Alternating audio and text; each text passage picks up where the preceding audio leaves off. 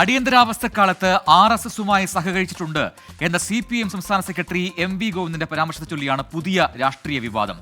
നിലമ്പൂർ ഉപതെരഞ്ഞെടുപ്പ് വോട്ടെടുപ്പിന് ഒരു ദിവസം മാത്രം ശേഷിക്കെ പരാമർശം ആയുധമാക്കുകയാണ് അവിടെ UDF.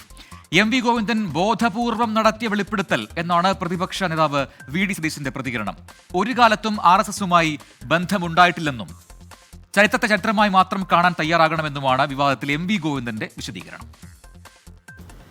അടിയന്തരാവസ്ഥക്കാലത്ത് RSS അടക്കമുള്ളവരുമായി കൂട്ടിച്ചേർന്നിട്ടുണ്ടെന്ന MV ഗോവിന്ദന്റെ പ്രസ്താവനയാണ് നിലമ്പൂർ ഉപതെരഞ്ഞെടുപ്പിന്റെ വോട്ടെടുപ്പിന്റെ തൊട്ടുതലേന്ന് വിവാദത്തിന് തിരികൊളുത്തിയിരിക്കുന്നത്.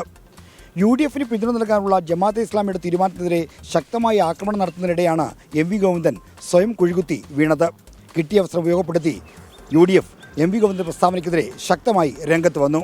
പണ്ട് നമ്മൾ വലിയ കൂട്ടുകാരായിരുന്നു, നമ്മൾ ഒരുമിച്ചായിരുന്നു എന്ന ഒരു പ്രണയിനിയുടെ പ്രണയാർദ്രമായ അപേക്ഷ പോലെ ഇപ്പോൾ സഹായിക്കണം എന്നുള്ളൊരു അപേക്ഷയാണ്. ആരുമായും തരാതരം പോലെ കൂട്ടുകെട്ടുണ്ടാക്കുന്ന പാർട്ടിയാണ് CPM എന്ന് ആരോപിച്ചുകൊണ്ട് പ്രതിപക്ഷ ഉപനേതാവ് PK കുഞ്ഞാലിക്കുട്ടിയും ആക്രമണം കടുപ്പിച്ചു. തെരഞ്ഞെടുപ്പിന് തൊട്ടുതലേന്ന് ഇത്തരമൊരു പ്രസ്താവന നടത്തിയ MV ഗോവിന്ദന് മറ്റു പല ലക്ഷ്യങ്ങളുമുണ്ടെന്ന ആരോപണവും UDF ഉയർത്തുന്നുണ്ട്. അവരാണ് എല്ലാ തരം കൂട്ടുകെട്ടുകൾ മാറി മാറി വൈവിധ്യമാർന്ന കൂട്ടുകെട്ടുകൾ തരാതരം പോലെ ഉണ്ടാക്കിയത്.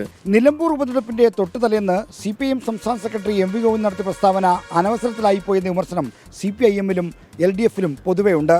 ഇതിന്റെ പ്രതിഫലനമാണ് CPI സംസ്ഥാന സെക്രട്ടറി ബിനോയ് വിശ്വത്തിന്റെ പ്രതികരണത്തിലൂടെ പുറത്തു വന്നത്.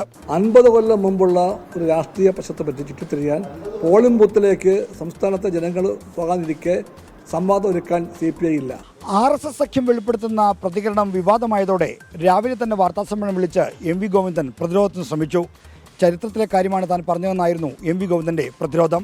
ചരിത്രത്തെ ചരിത്രത്തിൻ്റെ ഭാഗമായിട്ട് പഠിക്കണം, കാണാനും തയ്യാറാവണം.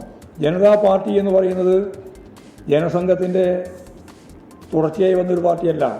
RSSുമായി CPIയും ഇന്നേ വരെ ഒരു രാഷ്ട്രീയ കൂട്ടുകെട്ടും ഉണ്ടാക്കിയിട്ടില്ല. UDFനെ പിന്തുണയ്ക്കാനുള്ള ജമാഅത്തെ ഇസ്ലാമിയുടെ തീരുമാനമുണ്ടാക്കിയ വിവാദത്തിൽ മേൽക്കൈ നേടിയെന്ന് LDF അവകാശപ്പെടുന്നതിനിടെയാണ് RSSുമായി സഖ്യമുണ്ടാക്കിയെന്ന MV ഗോവിന്ദന്റെ വെളിപ്പെടുത്തൽ വരുന്നത്. ഇത് ഉപതെരഞ്ഞെടുപ്പ് ഫലത്തെ സ്വാധീനിക്കുമെന്നാണ് CPIMന്റെയും LDFന്റെയും ആശങ്ക. തിരുവനന്തപുരത്ത് നിന്ന് R. ശ്രീജിത്ത്, 24.